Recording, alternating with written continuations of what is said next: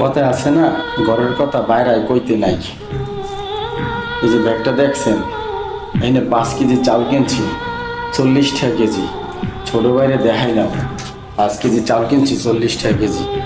চালটা দেখিয়া কয় মোড়া, এই চাল বলে হ্যাঁ গলায় দিয়ে যাইবে না।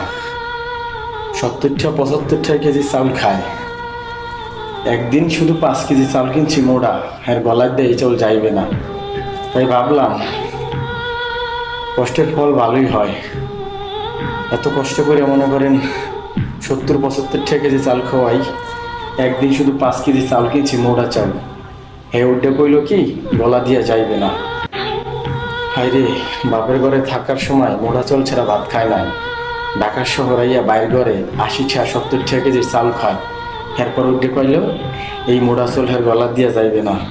এটাই জীবন, বড়দের কোনো মোড়া আর সেকন নাই, যেটা পাই সেইটাই খাই।